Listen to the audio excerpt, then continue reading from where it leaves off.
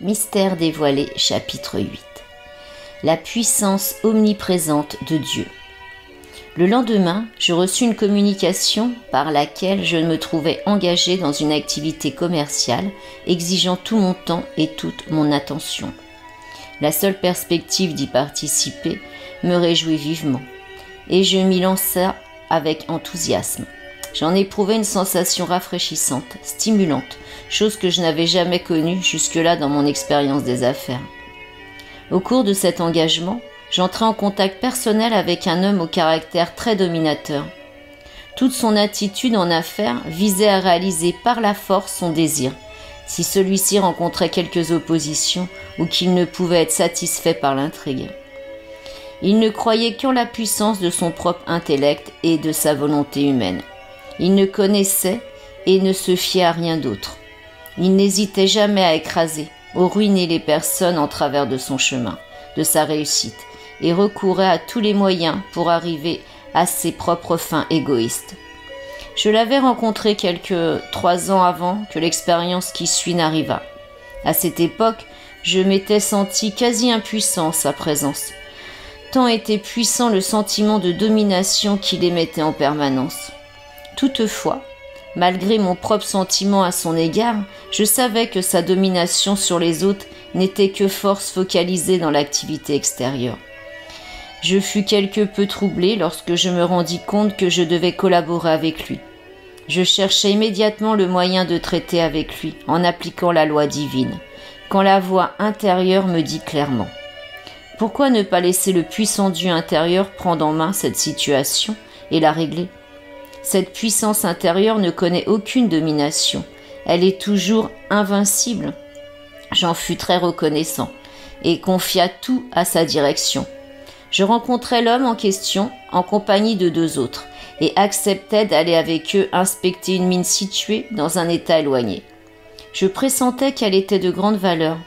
La propriétaire était une dame âgée, dont le mari était décédé des suites d'un accident survenu dans la mine quelques mois auparavant. Il avait laissé les choses dans un état précaire et notre ami dominateur était déterminé à acheter la mine à ses propres conditions, pas très honnêtes. Nous arrivâmes sur les lieux le lendemain vers 2 heures, après un long voyage en voiture. Nous rencontrâmes la propriétaire, qui, je le réalisais, était une âme bénie, authentique et honorable.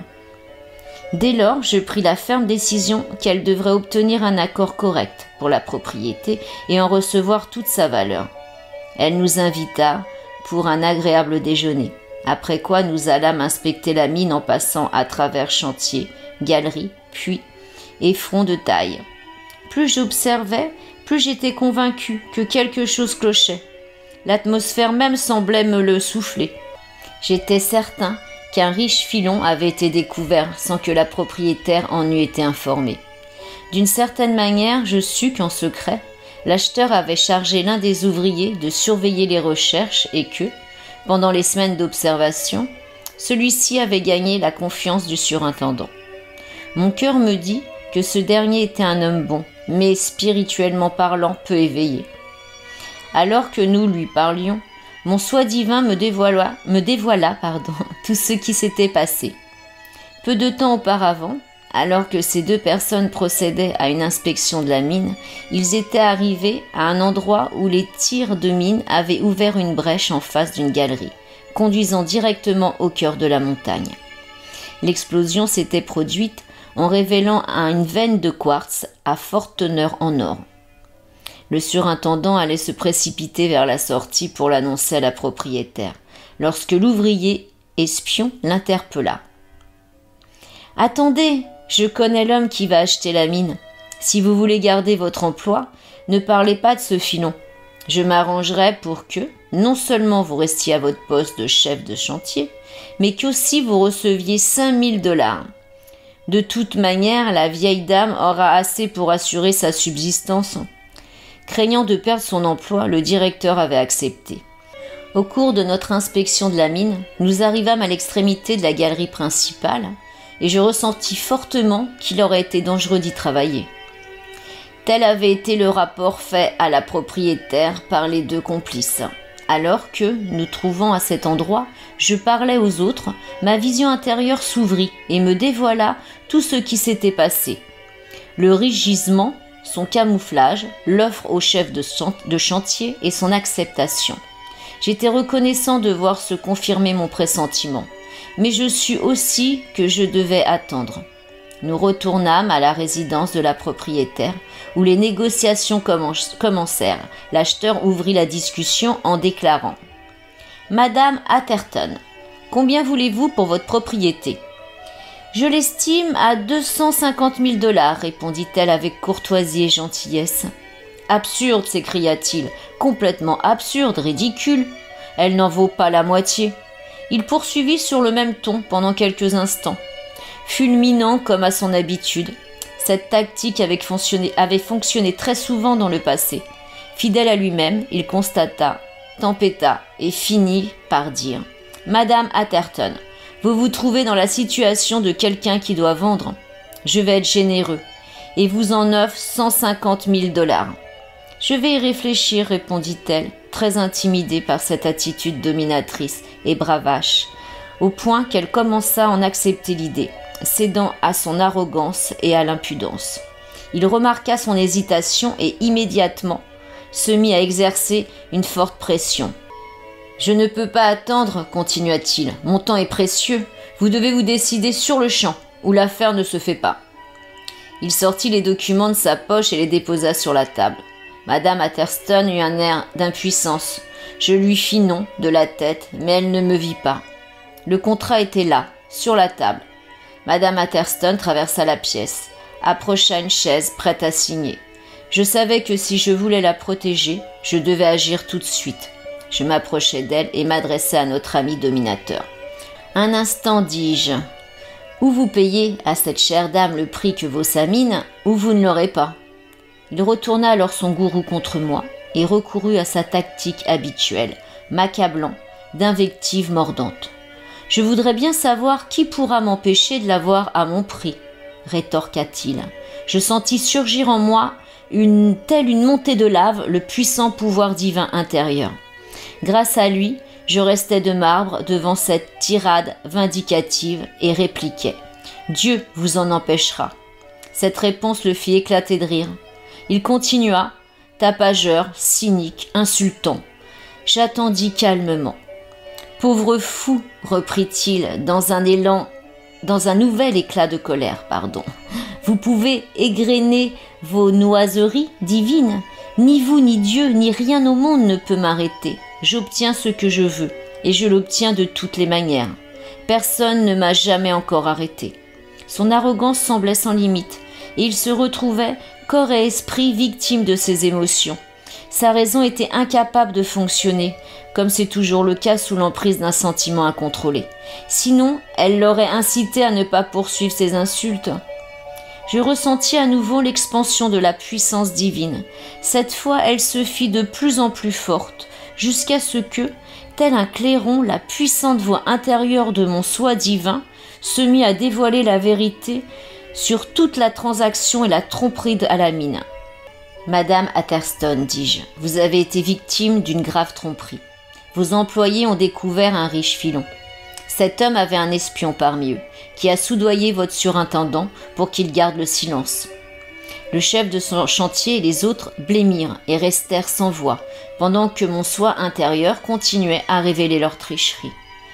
Tel qu'en lui-même, l'acheteur potentiel m'interrompit brutalement et, dans sa colère sauvage, cria « Vous mentez, je vais vous assommer pour être intervenu de la sorte !» Il leva sa canne d'acier et comme je tendais la main pour m'en emparer, une flamme blanche en fusa soudain, l'atteignant en plein visage. Il tomba au sol comme frappé par un éclair. Alors, mon puissant soi divin, avec toute l'autorité de l'éternité, s'exprima de nouveau, majestueux et puissant. Que personne ne bouge dans cette pièce, sans en avoir la permission. Mon soi extérieur, non plus moi, mais Dieu en action, se dirigeait à l'endroit où gisait l'homme et poursuivit en disant « Grande âme dans cet homme, je te parle. Trop longtemps tu as été prisonnière de son soi personnel dominateur. Révèle-toi maintenant. prend le commandement de son esprit et de son corps, redresse les nombreuses tromperies qu'il a commises dans sa vie présente, que dans l'heure qui suit, cette forte création extérieure de discorde et d'injustice qu'il a bâtie se consume. Plus jamais il ne dupera ou ne dominera humainement un autre enfant de Dieu. Au soi extérieur, je dis, réveille-toi dans la paix, l'amour, la bonté, la générosité et la bonne volonté envers tout ce qui vit. Le visage de l'homme reprit lentement des couleurs et ses yeux s'ouvrirent, empreints d'un étrange égarement. Dieu en moi, qui me dirigeait encore, le prit doucement par la main et, tout en le soutenant par le bras, le conduisit vers un fauteuil confortable. À nouveau, il ordonna « Mon frère, regarde-moi ». Il leva les yeux vers les miens et, dans un tressaillement du corps, dit d'une voix à peine audible « Oui, j'ai vu. Je comprends combien j'ai eu tort. Que Dieu me pardonne. » Il cacha son visage dans ses mains, silencieux et honteux. Des larmes commencèrent à couler entre ses doigts. Il pleura comme un enfant. « Tu payeras à cette chère dame $1 million, continua mon soi divin, et tu lui donneras une participation de 10% dans la mine, car le gisement découvert récemment a des réserves d'au moins 10 millions en minerais d'or. » Avec une grande humilité et une douceur étrange, il répondit « Que cela soit fait maintenant. » Il demanda cette fois à ses hommes, au lieu d'ordonner selon son ancienne habitude, de rédiger les documents conformément aux instructions. Madame Asterstone lui apposèrent leur signature pour conclure la transaction. Je me tournai vers les autres dans la pièce et constatai, à l'expression de leur visage, qu'ils s'étaient tous élevés en conscience au point de voir au-delà du voile humain.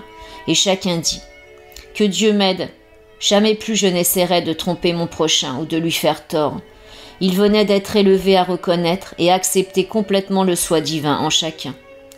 Quand ces événements se produisirent, l'après-midi était déjà bien avancé. Madame Atherstone invita cordialement ses visiteurs à passer la nuit chez elle et à l'accompagner le lendemain à Phoenix pour y faire enregistrer l'acte de vente. Après le dîner, nous nous réunîmes dans le grand séjour autour d'une grande cheminée. Chacun cherchait sincèrement à mieux comprendre les grandes lois cosmiques de la vie. Ils me demandèrent comment j'étais parvenue à ce type de connaissances. Je leur parlais du maître Saint-Germain et de la façon dont je l'avais rencontré. Je relatais quelques-unes de mes expériences sur le mont Shasta et comment, au cours d'une conversation sur la grande loi cosmique, il avait dit « Mon fils, la grande loi cosmique ne fait pas plus de différence que la table de multiplication lorsque quelqu'un fait une erreur d'application. Ou que l'électricité, si quelqu'un ignore la loi qui gouverne son utilisation et cherche à en utiliser la force sans savoir comment la contrôler. Les grands décrets immuables, qui pour toujours maintiennent l'ordre dans le royaume infini de la vie manifestée, sont tous fondés sur le grand et unique principe de création, l'amour. C'est le cœur, la source de tout, et le centre même sur lequel prend place l'existence dans la forme. L'amour est harmonie. Et s'il n'est pas au départ d'une forme, celle-ci ne peut pas du tout accéder à l'existence. L'amour est le pouvoir de cohésion de l'univers, et sans lui, un univers ne pourrait exister. Dans votre monde scientifique, l'amour s'exprime en tant que force d'attraction entre les électrons. C'est l'intelligence directrice qui leur donne la volonté de se mouler dans la forme. C'est la puissance qui les fait tourbillonner autour d'un noyau central. Et c'est le souffle à l'intérieur du noyau qui les attire vers lui. La même chose est vraie pour tout vortex de force partout dans la création. Un noyau central et les électrons tourbillonnant autour de lui constituent un atome. Ce noyau d'amour est à l'atome ce que le pôle magnétique est à la Terre et ce que la colonne vertébrale est au corps humain. Sans noyau central ou cœur central, il n'y a que la lumière universelle, informe, les électrons remplissant l'infini et tourbillonnant autour du grand soleil central. L'électron est pur esprit ou lumière de Dieu. Il demeure pour toujours parfait et libre de toute souillure.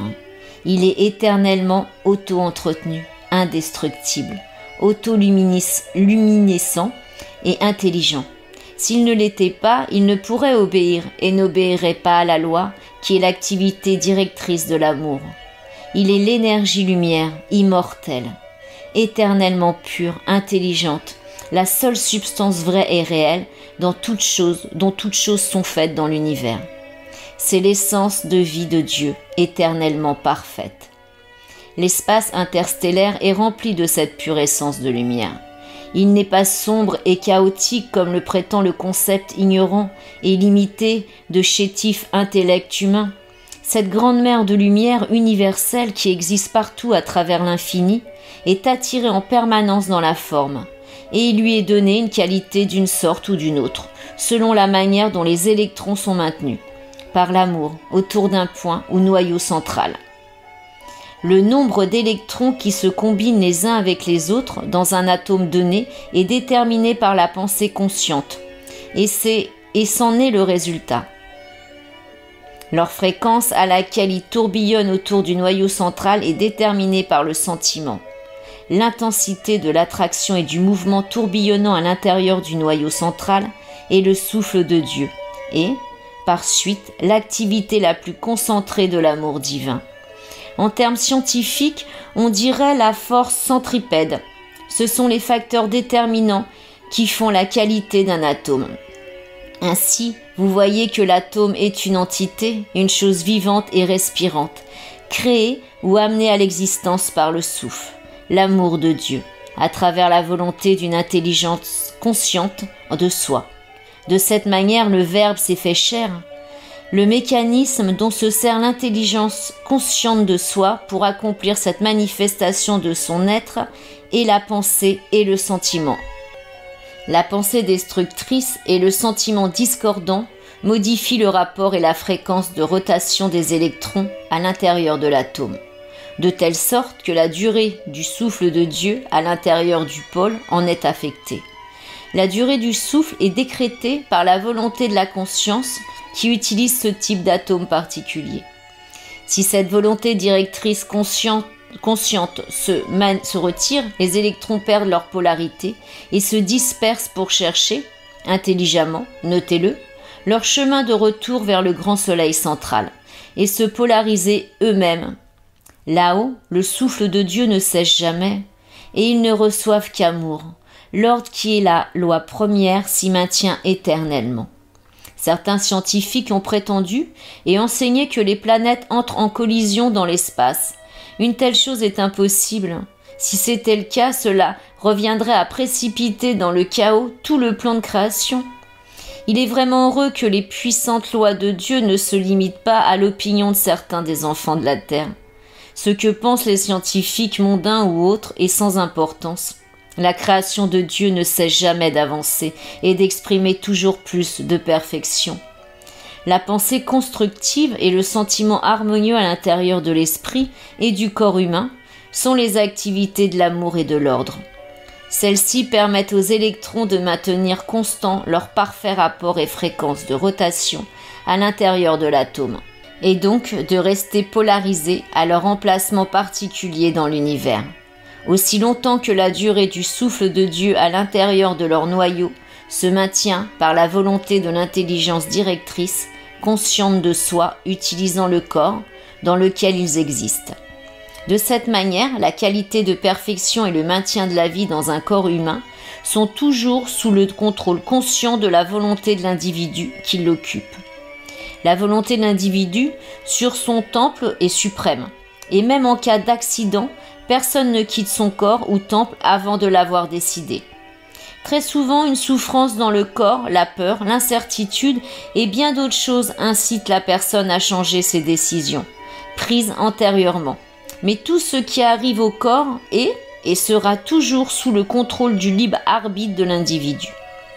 Pour comprendre l'explication précédente au sujet des électrons et le contrôle conscient qu'en a l'individu par ses pensées et sentiments, afin de gouverner la structure atomique de son propre corps, il lui faut comprendre le principe unique régissant la forme à travers tout l'infini. Quand l'homme fera l'effort de se le prouver à lui-même ou à l'intérieur de son propre corps atomique de chair, alors il commencera à se maîtriser lui-même. Lorsqu'il y sera parvenu, tout dans l'univers collaborera de bon gré à l'accomplissement de tout ce qu'il voudra, par amour.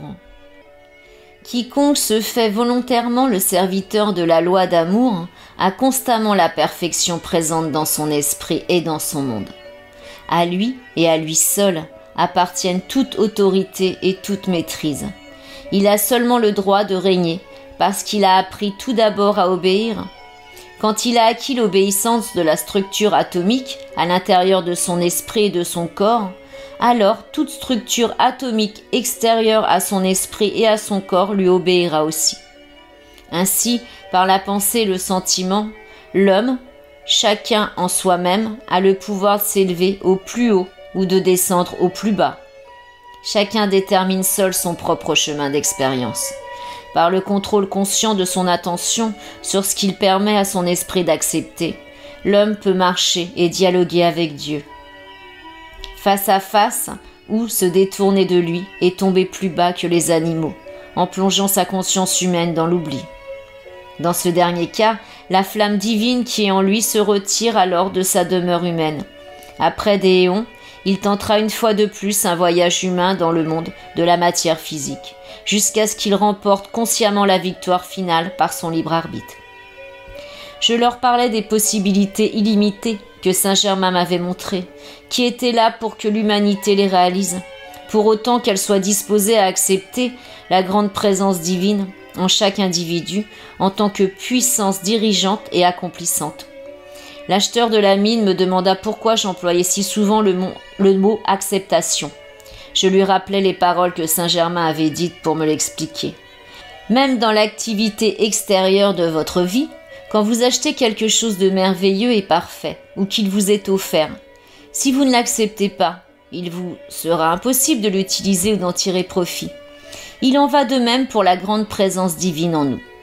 Tant que nous n'acceptons pas que notre vie est la vie de Dieu, et que toute force et énergie avec lesquelles nous réalisons toutes choses sont la force et l'énergie de Dieu, comment pourrions-nous avoir dans notre monde les qualités et les accomplissements de Dieu ?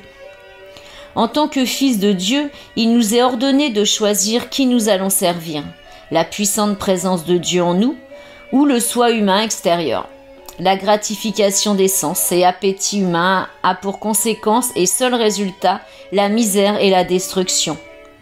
Tout désir constructif est en réalité le soi divin intérieur qui presse la perfection vers le soi extérieur, pour son usage et son plaisir. La grande énergie de vie coule en nous constamment. Elle apporte joie et bonheur si nous l'orientons vers des réalisations constructives. Si, au contraire, elle se dirige vers la satisfaction des sens, elle ne produit rien d'autre que de la misère, car telle est l'action de la loi, impersonnelle énergie de vie. Rappelez-vous constamment à l'activité extérieure de votre esprit que vous êtes vie, Dieu en action, en vous et dans votre monde. Le soi personnel ne cesse de revendiquer la propriété du pouvoir et des choses, alors que l'énergie même par laquelle il existe lui est prêtée par le soi divin. Dans son activité extérieure personnelle, le soi humain n'est même pas propriétaire de sa peau. Les atomes même de son corps proviennent de la grande mer de substance universelle. Ils lui sont prêtés par la suprême présence de Dieu.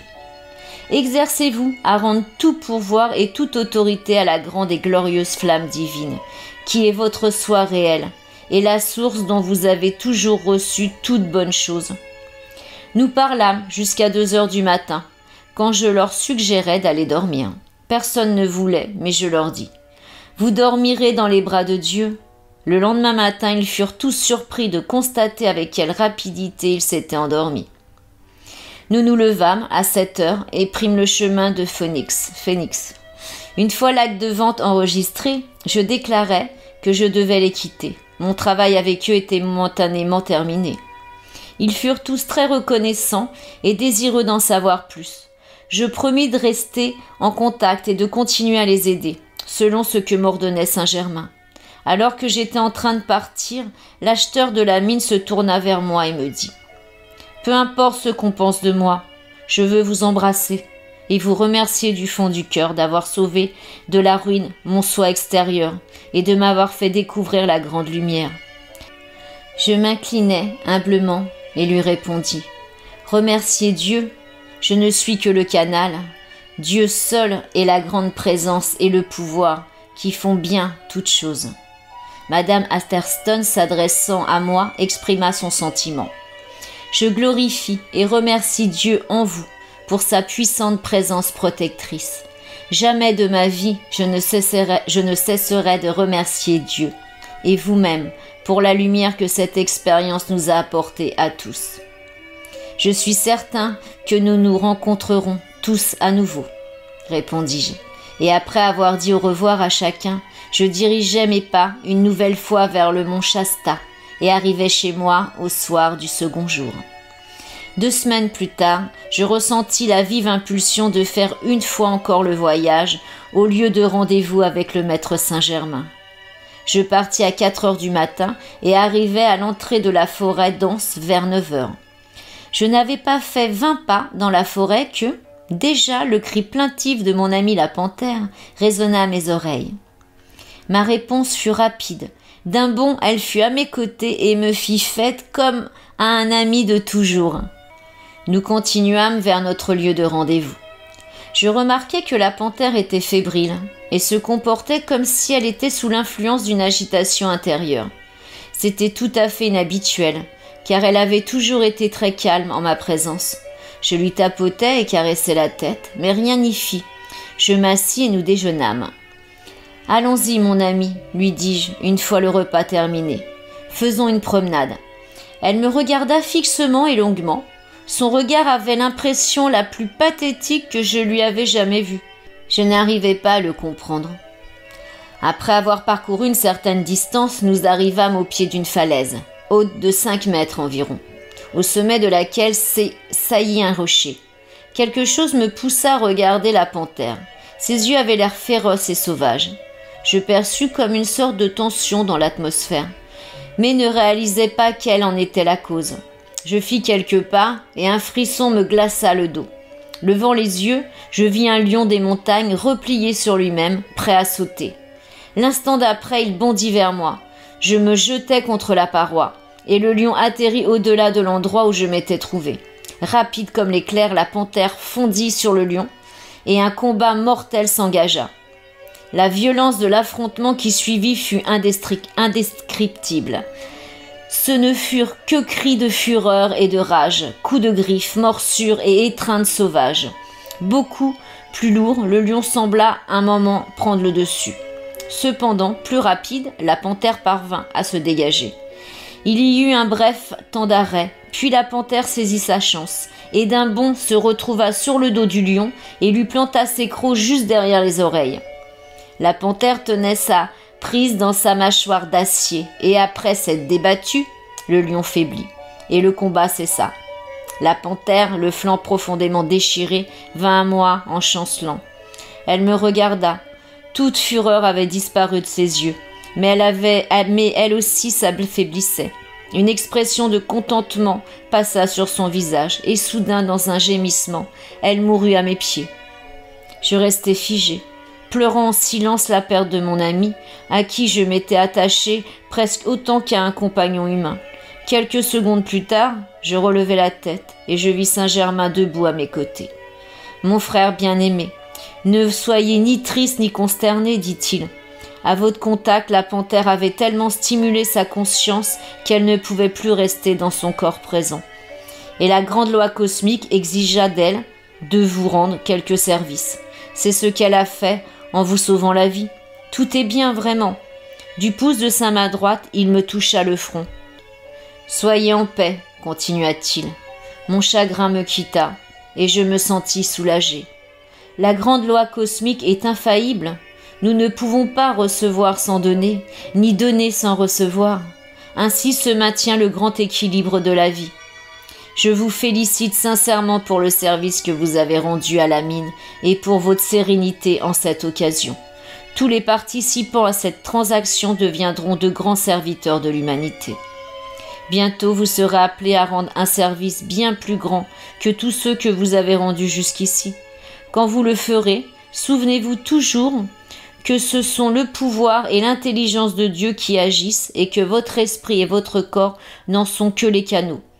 Jusqu'à ce que vous abordiez cette expérience, méditez sans cesse sur la puissance illimitée de Dieu qui peut s'exprimer à travers vous à n'importe quel moment. Je lui demandais quelle était l'attitude du maître ascensionné par rapport aux nombreux canaux qui transmettent une vérité partielle, et il répondit « Il y a beaucoup de canaux sincères. Certains ont plus de compréhension que d'autres. Tous sont des enfants de Dieu qui servent au mieux de leur capacité et avec la compréhension dont ils disposent. Nous ne devons juger personne, mais ne voir que Dieu s'exprimant en chacun. Nous nous efforçons de bénir toute activité où qu'elle soit. Nous voyons la lumière intérieure rayonnant à travers ces activités. Et cela fait que nous ne nous trompons jamais pour savoir si elles font entendre la vérité ou non. Il en va de même pour les individus. Ceux qui offrent leur service au nom de Jésus-Christ ascensionné recevront toujours une force de soutien plus qu'ordinaire. Nous fîmes encore quelques pas quand il me dit « Venez, je vais vous accompagner à la maison. Passez votre bras autour de mon épaule. » Ce que je fis. Je sentis alors mon corps s'élever du sol. En quelques instants, je me retrouvais dans ma chambre, Saint-Germain souriant à mes côtés de ma surprise. « Venez me voir dans 7 jours, dit-il, à notre lieu de rencontre, car alors nous terminerons notre travail dans cette partie du pays. » Il sourit, s'inclina avec grâce et disparut lentement de ma vue. La dernière chose que je vis furent ses yeux superbes qui me souriaient. En vue de mon prochain service, je méditais quotidiennement sur la grande présence divine intérieure. Et je réalisais toujours plus combien il était important de garder mon attention fixée seulement sur cette présence, quelles que soient les apparences, afin de rester inaccessible à toute condition extérieure. Au cours d'une des conversations avec Saint-Germain, il avait particulièrement souligné l'importance de maintenir mon soi extérieur en harmonie. À cet égard, il avait dit « Mon fils, vous ne pouvez pas vous rendre compte combien est grande la nécessité de conserver l'harmonie du soi extérieur. Si vous voulez que la perfection et la force intérieure s'expriment pleinement dans votre vie extérieure, on ne peut jamais insister assez sur l'importance de maintenir un sentiment de paix, d'amour et de sérénité dans le soi personnel. Lorsque ce sentiment est présent, la puissante présence du Dieu intérieur peut agir sans limite en un instant. Répandre continuellement et inconditionnellement un sentiment de paix et d'amour divin sur toute personne et toute chose, que vous pensiez qu'elle le mérite ou non, est la clé magique qui ouvre la porte à cette extraordinaire puissance divine intérieure et la libère. Heureux est celui qui a appris cette loi, car il voudra être tout amour et toute paix. Sans cela, l'humanité n'a rien de bien, et avec, elle a toute chose parfaite. L'harmonie est la note fondamentale, la seule et grande loi de vie. C'est sur elle que repose toute manifestation parfaite. Sans elle, toute forme se désintègre et retourne à la grande mer de lumière universelle. Pendant ces 7 jours, je passais beaucoup de temps à méditer. Je sentais la paix grandir toujours plus en moi, jusqu'à ce que, au terme du 6e jour, ce fut comme si ma conscience entière ressemblait à une mer d'huile. Je quittais mon logement à 4 heures du matin, le 7e jour, et arrivais au lieu de rendez-vous, à 10h30. Je m'assis sur un tronc, en attendant, habité par un sentiment d'allégresse qui, je le savais, était le fruit de la méditation. J'étais si profondément plongé dans la contemplation de mon soi divin que je n'entendis personne s'approcher, avant qu'une voix ne m'en sortît. Je levai les yeux et vis un vieil homme à barbe et cheveux blonds, qui à première vue semblait être un vieux prospecteur, bien que ses vêtements fussent trop propres pour cette occupation. Il s'approcha et me tendit la main, ce qui confirma mon impression. Il n'était pas un manuel. Nous nous saluâmes, parlâmes quelques instants de tout et de rien. Puis il se tourna vers moi et me dit « Mon ami, je voudrais vous raconter une histoire, ce ne sera pas long. Je ne l'ai racontée à quiconque depuis fort longtemps. Je voudrais essayer de le faire encore une fois. » À ce moment-là, je commençais à sentir beaucoup d'intérêt à l'écouter. Il me parut qu'il pouvait avoir soif, et alors que je tendais la main pour prendre un verre et lui offris de l'eau de la fontaine à côté de laquelle nous nous trouvions, une coupe de cristal se forma dans ma main, semblable à celle que Saint-Germain m'avait tendue à plusieurs reprises. Le vieil homme leva les yeux, brillant et excité, et s'exclama « C'est lui, c'est lui !» Il ne savait que faire, et j'insistais pour qu'il boive. C'est alors que j'aperçus que la coupe contenait le même liquide effervescent que celui que le maître m'avait donné. L'homme saisit avidement la coupe, et avec l'expression de la plus grande gratitude, il en but le contenu.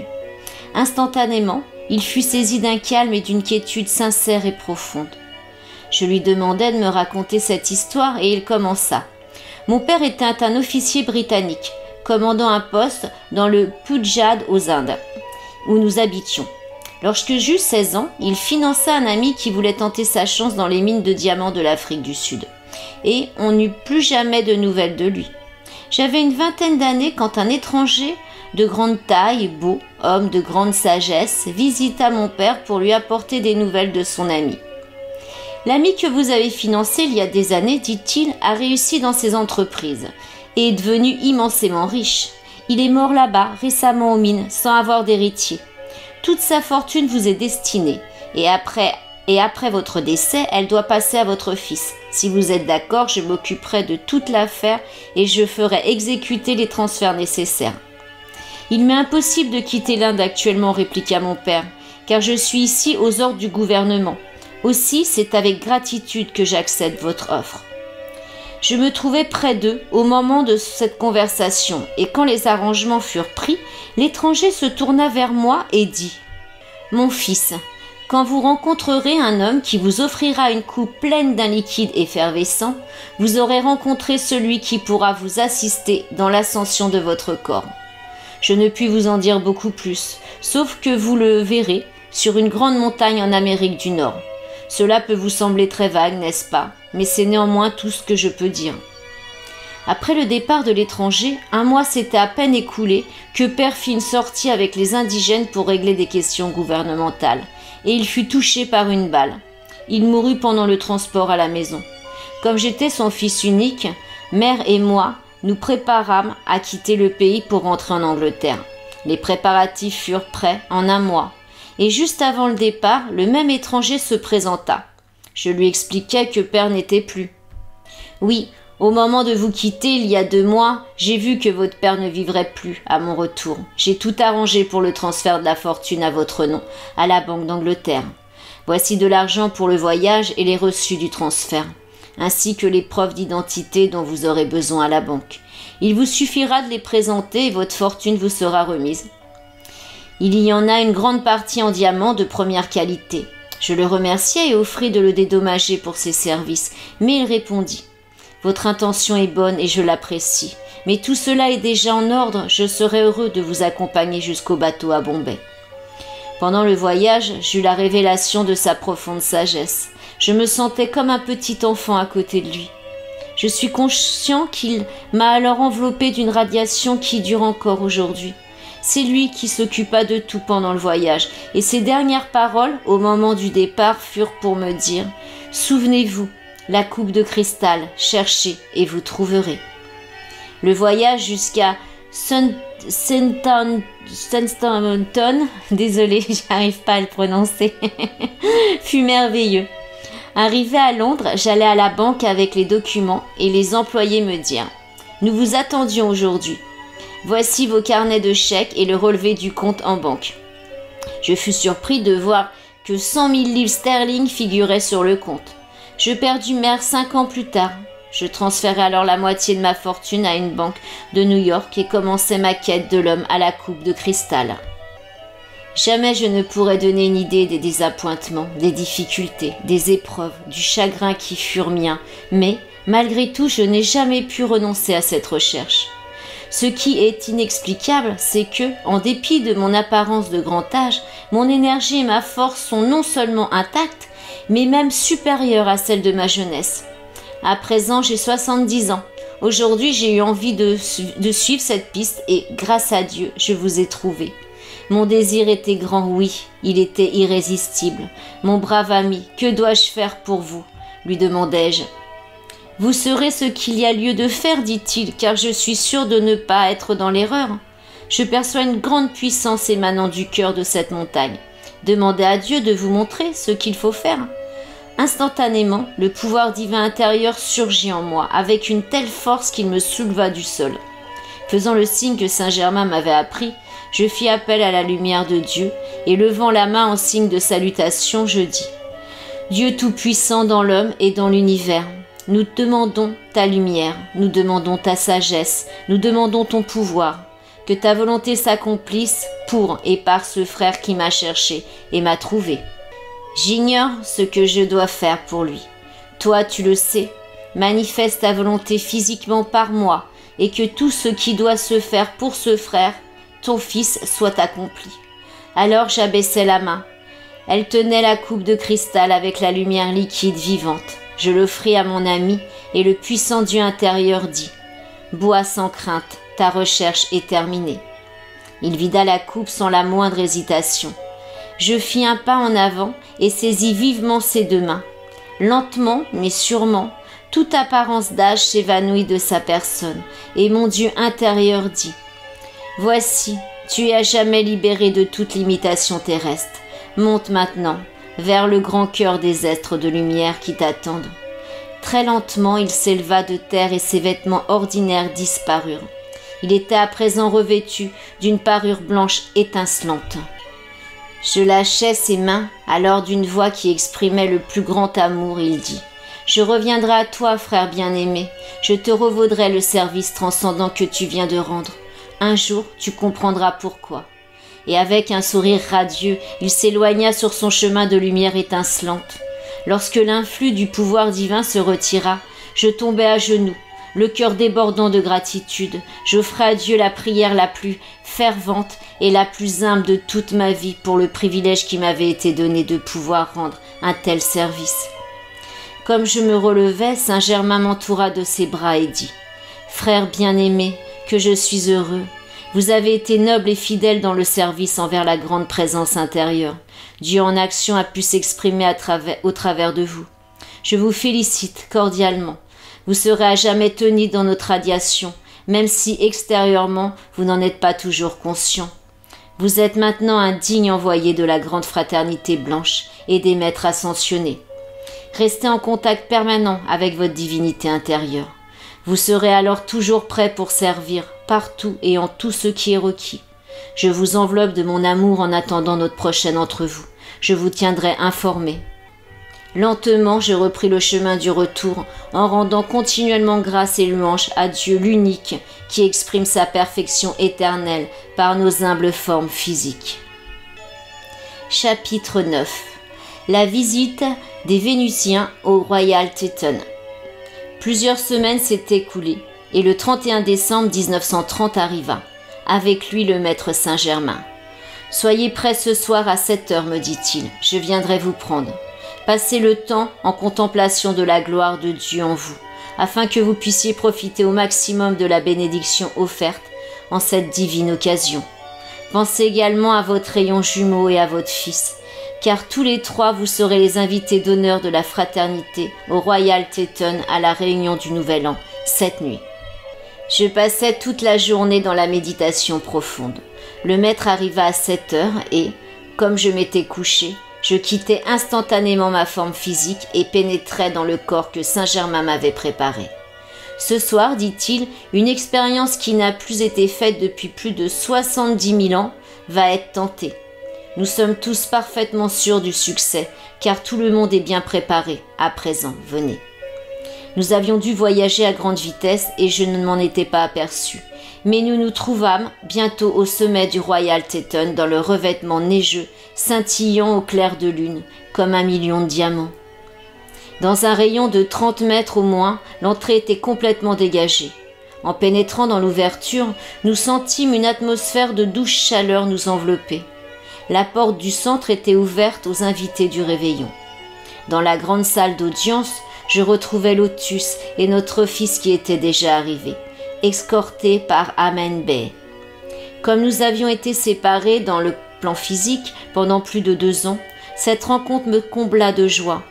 Pendant tout ce temps, chacun de nous avait été en service hors du corps physique, dans des avenues différentes dans les plans intérieurs.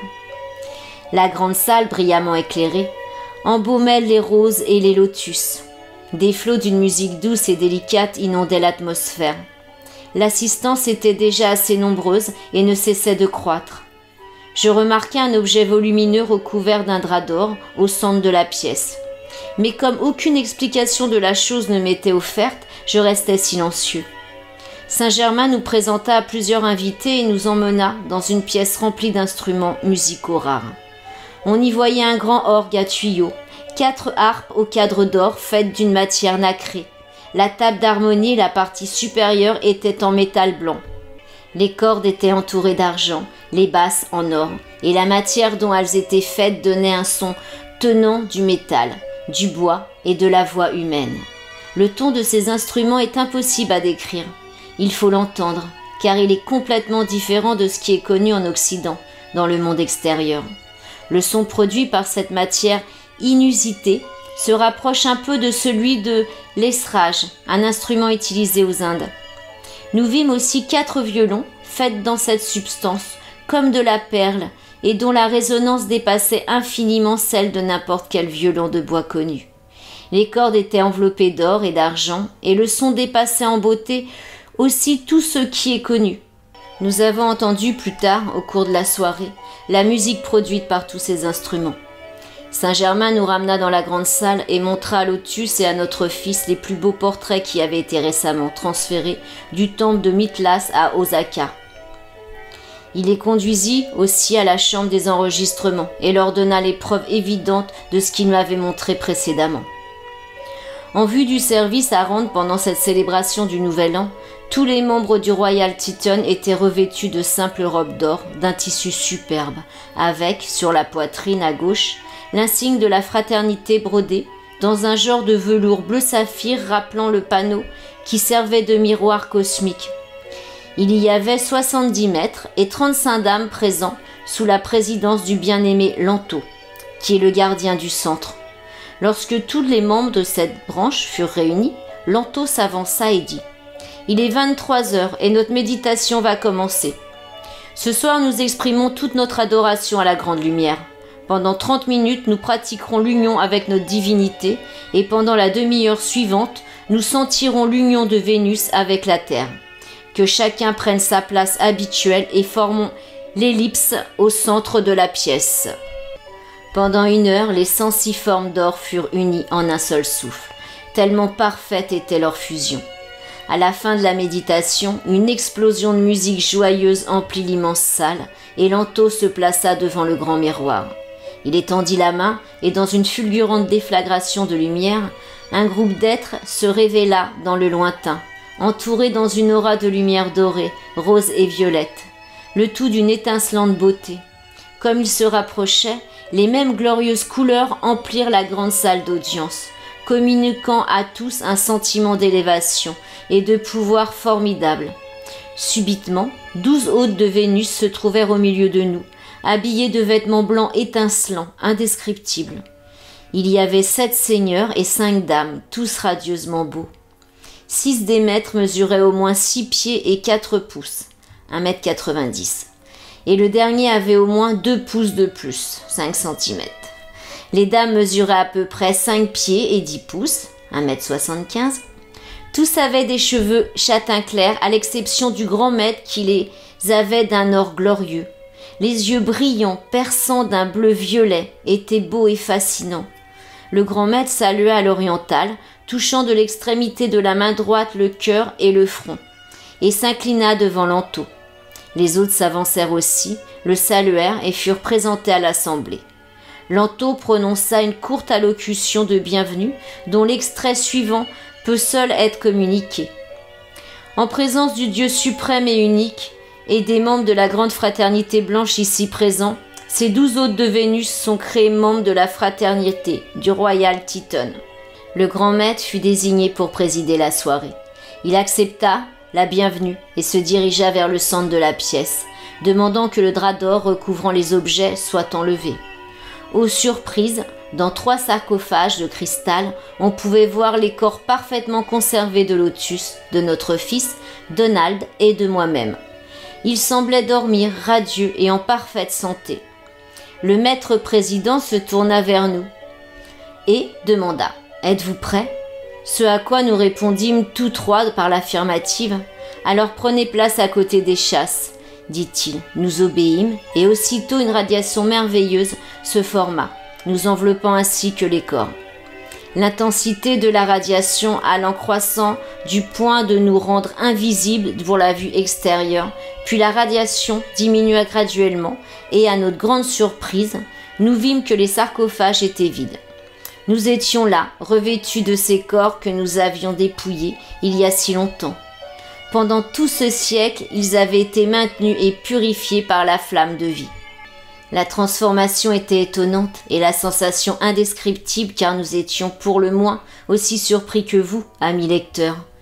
Il est bien vrai que même en prenant les choses au mieux, le côté humain extérieur connaît si peu de choses des merveilles extraordinaires qui nous environnent en tout temps et des possibilités infinies de chaque degré de l'existence, alors que tout est possible pour celui qui vit en union et amour avec sa divinité.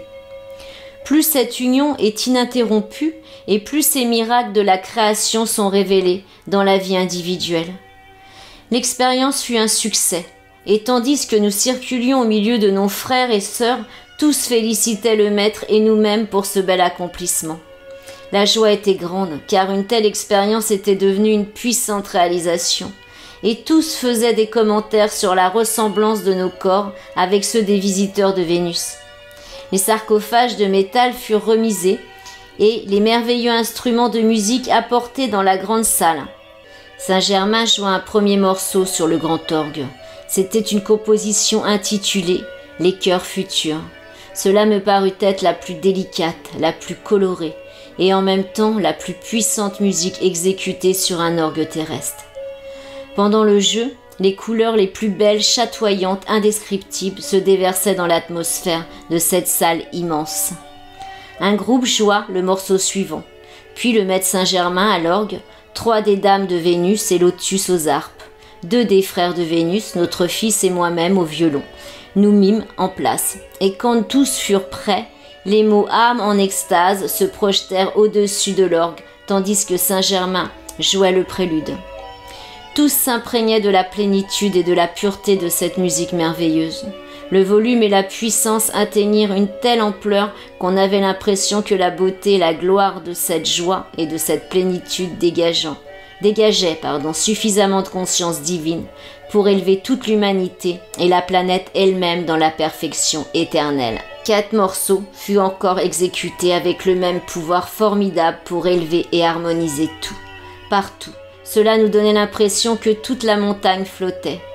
À la fin du programme, les instruments furent remisés et le maître président nous disposa tous devant le miroir cosmique. Il prit sa place au sommet du triangle terrestre et des scènes des merveilles de Vénus commencèrent à apparaître, dont il nous expliqua chaque détail qui n'était pas évident. Le film révélait beaucoup sur le système éducatif et montrait des instruments astronomiques qui rendraient muets d'admiration et d'étonnement les chercheurs de ce domaine. Nous vîmes aussi l'équipement des chercheurs en géologie qui permet d'étudier les couches de la croûte planétaire de Vénus et de la Terre. Nous vîmes des inventeurs et leurs découvertes qui surpassent les imaginations les plus débridées. Beaucoup de ces inventions, nous dit Saint-Germain, seront employées sur la Terre au cours de cet âge d'or et de cristal qui commence. Les principales inventions qui vont être employées sur la Terre furent détaillées, et si les humains pouvaient les connaître, ils reprendraient courage et confiance dans l'avenir.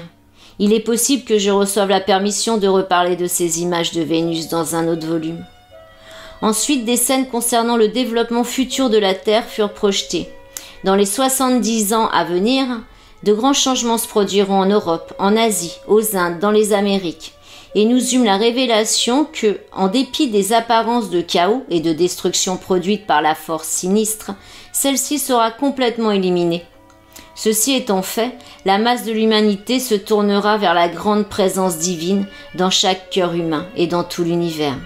La paix régnera sur la terre et l'homme sera plein de bonne volonté pour son semblable. Cette révélation nous stupéfia.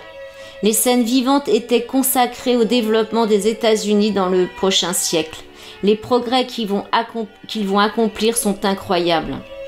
Tout ce qui précède est réel et vrai. La grande loi divine est infaillible et les révélations de ce nouvel an sont les vrais enregistrements éthériques, éternels et divins. On nous montra quelles grandes âmes s'éveilleraient, feraient l'ascension et se joindraient au cœur des maîtres ascensionnés pour aider au développement général.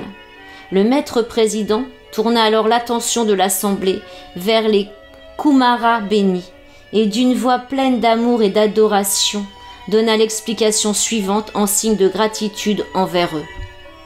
Les 7 Kumaras, connus de certains disciples sous le nom de Seigneurs de la flamme de Vénus, sont des êtres de ce système de monde qui s'offrirent librement et avec un amour infini pour veiller sur les enfants de la terre et les assister dans leur ascension.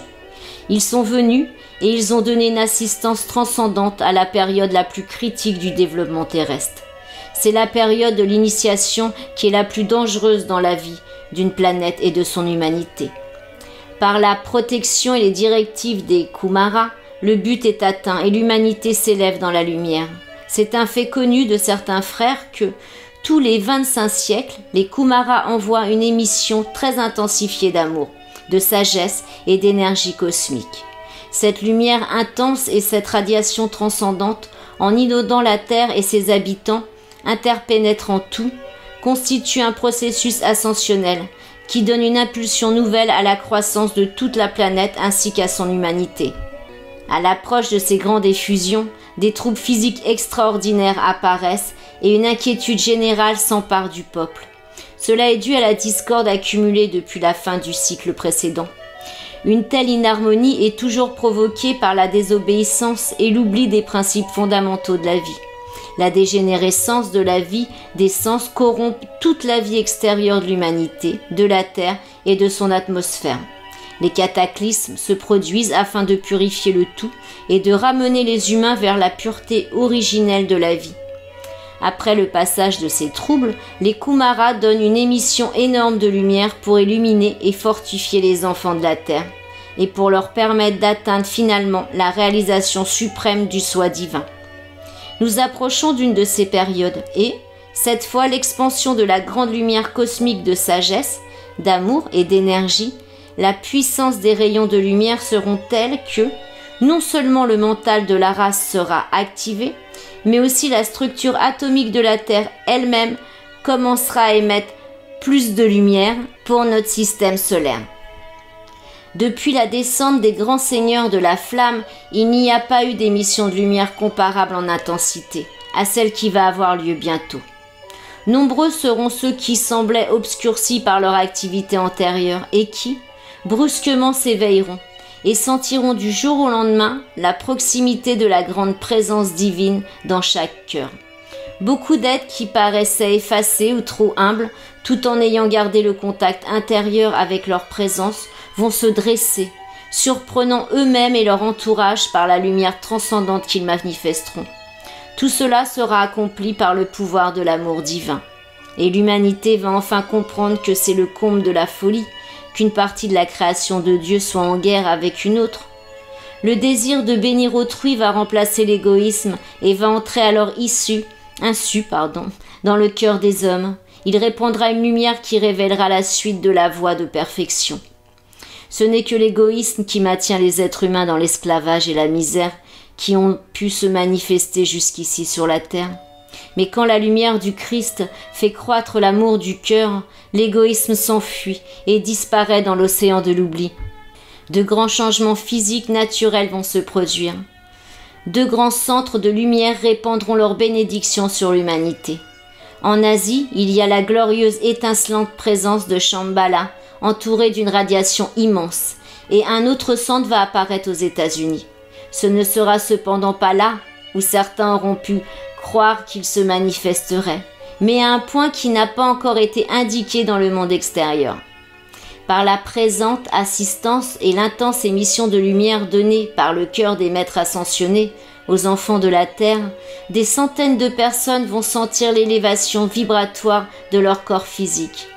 Dès que cela sera terminé, ils comprendront que les limitations physiques et la discorde se sont évaporées, qu'en tant qu'enfants de la lumière, ils sont à jamais un avec la flamme de la vie éternelle et que la perfection, la jeunesse et la beauté éternelle sont une réalité visible et tangible. Bien-aimés enfants de la terre, vous voici au seuil d'un nouvel âge. Les grands êtres d'amour tiennent la porte ouverte et vous invitent à marcher consciemment de pair avec eux dans la lumière. Qu'importe les activités du monde extérieur, marchez dans la lumière et vers la lumière en dépit des apparences. Vous saurez alors par expérience qu'un maître de lumière qui a parcouru le sentier avant vous veille toujours sur vous et vous indique pas à pas la voie de la vérité. Le cycle est terminé et une nouvelle dispensation commence, apportant un moyen plus sûr, plus puissant et plus rapide, permettant à ceux qui escaladent le sentier de la réalisation d'établir et de tenir un contact permanent avec la grande lumière cosmique. Dans l'ordre du renouveau, la discipline du néophyte consistera à maintenir son attention exclusivement sur les 3 centres supérieurs du corps, et toute son activité sera concentrée sur ces points. Seuls les centres du cœur, de la tête et de la gorge seront pris en considération consciente et attentive. Ce n'est qu'en se désintéressant complètement des centres inférieurs du corps que l'aspirant arrivera à se dégager de la misère et de la limitation. Le centre au sommet de la tête est le centre le plus élevé du corps humain. C'est par là que pénètre la corde d'argent, de lumière blanche liquide venant de la grande source de la création.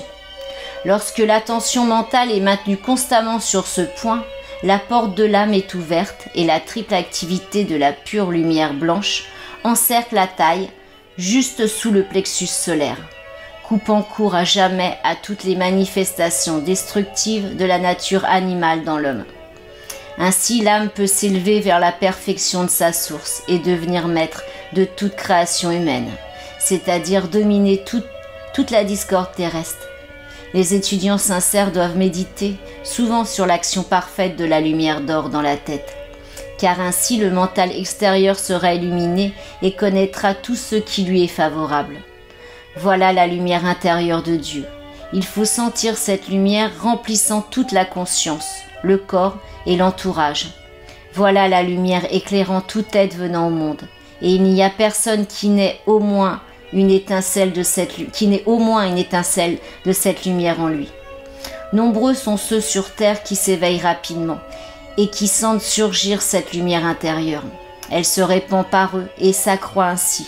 S'ils veulent strictement garder l'harmonie, tenir en permanence l'attention sur le Dieu intérieur, accepter et visualiser la pleine activité dans son étincelante radiance, ils pourront s'encercler dans la triple activité de sa lumière blanche. Ils seront alors déconnectés de la création discordante du monde extérieur.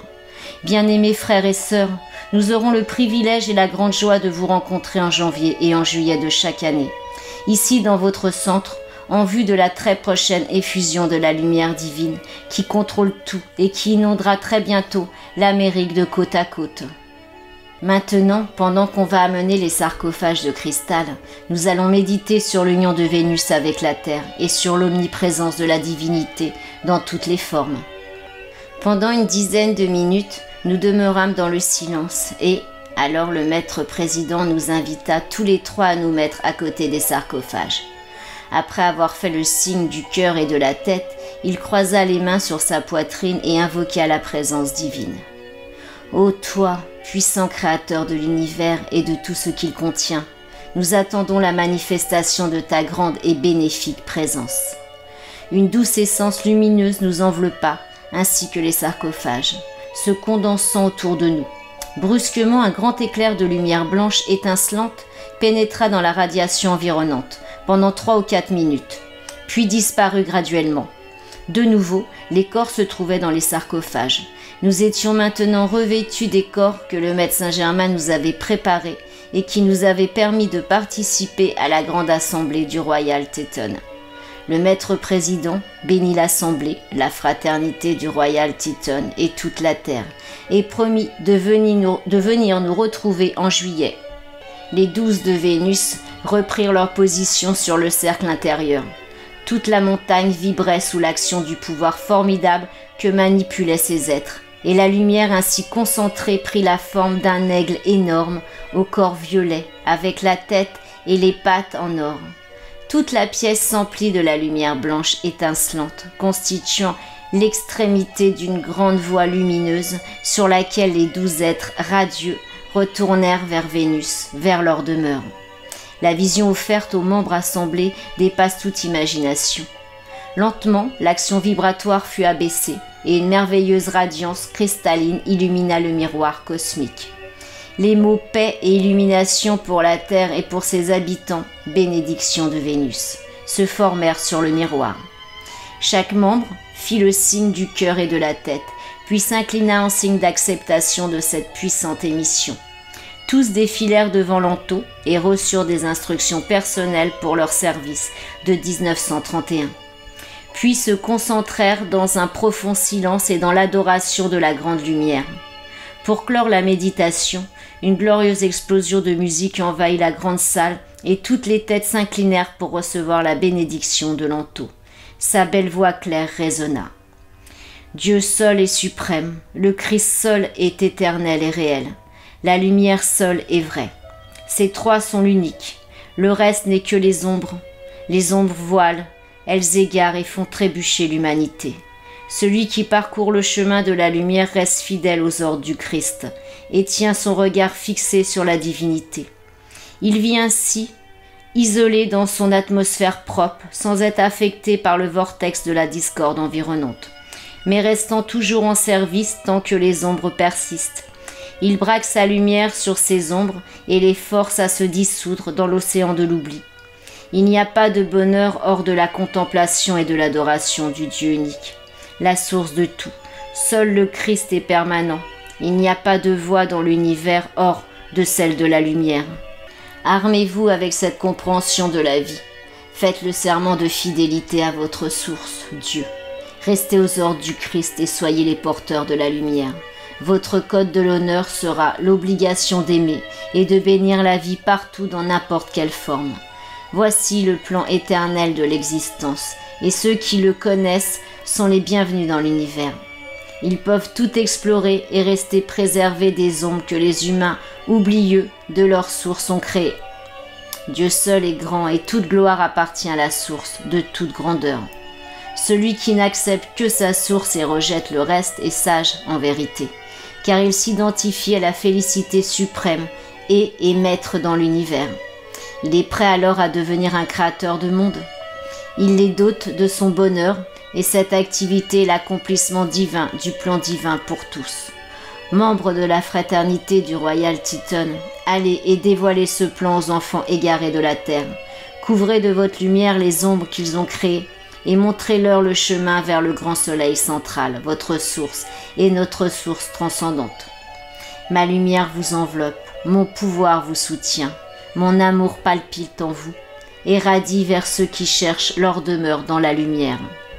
Bien-aimée humanité, que cette puissante radiation se répande et vous illumine, vous guérisse et vous bénisse avec cet amour divin qui tient éternellement tout dans la divine étreinte et l'unique suprême lumière. Amérique, que Dieu te bénisse et t'enveloppe dans la lumière permanente et sans ombre.